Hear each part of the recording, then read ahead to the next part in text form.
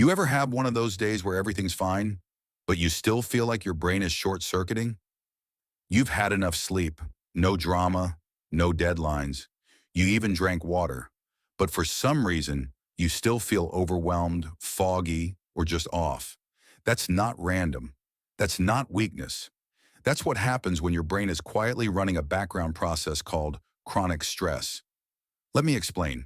Your brain has one job: keep you alive. Not happy, not fulfilled, just alive. And for that job, it has an ancient warning system, the amygdala, constantly scanning for threats. Thousands of years ago, that meant tigers. Today, it's unread emails, notifications, your boss's tone, that weird message your friend hasn't replied to. Your brain can't tell the difference between a life or death threat and someone left me on red. So it activates the same response: fight, flight, or freeze. But here's the twist. Most of us don't run from stress. We sit in it for weeks, months, years. We scroll while anxious. We sleep with tension in our jaw. We call it just life. But our body never gets the signal that the danger's over. So your nervous system stays on. Your stress response becomes your default setting. This is what creates that weird tension where nothing's really wrong, but nothing feels right either. Let's talk about the symptoms. If your brain feels broken lately, check this list. You can't focus, not even on stuff you want to focus on. You forget simple things, like why you opened a tab or walked into a room. You're irritated by small things that never used to bother you. You scroll, but it doesn't feel relaxing. It feels numbing. You wake up tired, you go to bed tired. You're just tired. This is what happens when your brain gets stuck in survival mode. And in survival mode, the brain doesn't care about deep thinking or creativity or joy. It's just trying to get through the day. Now let's make it worse. You start beating yourself up for not feeling okay. You say things like, "Other people have it worse. I have no reason to feel like this. I should be more grateful." And while that might seem like perspective, it's actually self-gaslighting. You're invalidating your nervous system. You're telling yourself you're not allowed to feel what you feel. But here's the truth. Your brain isn't broken. It's overloaded. It's doing the best it can with the input you're giving it. So the real question becomes, how do you give it better input? Let's talk solutions. 1. Create completions, not just tasks. One of the sneakiest stressors is incomplete loops. Open tabs, unanswered messages. That thing you said you'd do later. Each one adds cognitive drag, even if you're not actively thinking about it. So once a day, close loops. Delete a draft. Send the awkward email. Cross something off. Tell your brain, this is done. You'd be amazed how calming that feels. 2. Move like an animal, not like a workout, like a wild thing.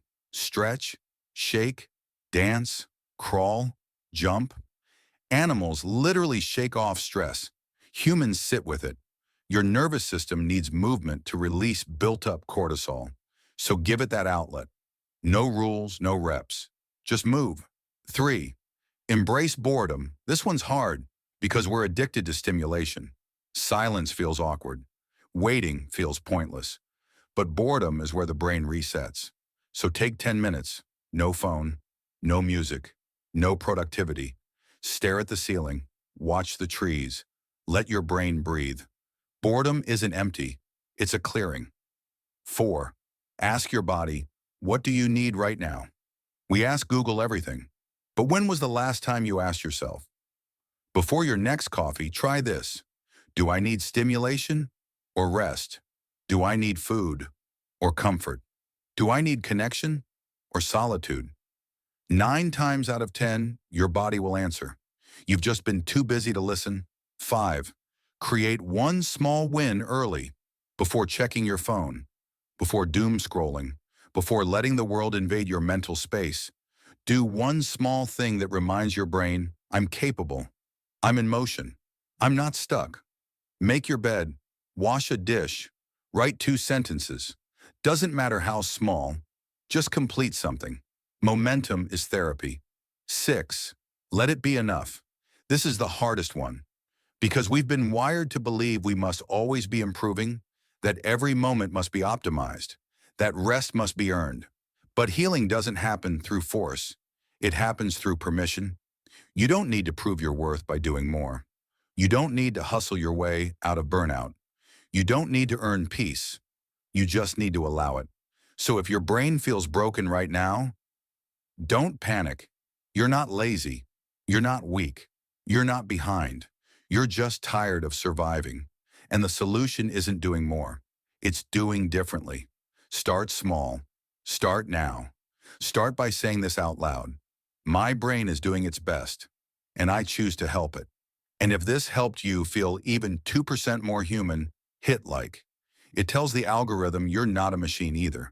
And if you want more videos that help you think clearly, rest deeply, and live wisely, hit subscribe. Because you don't need more hacks. You need more peace. See you in the next one.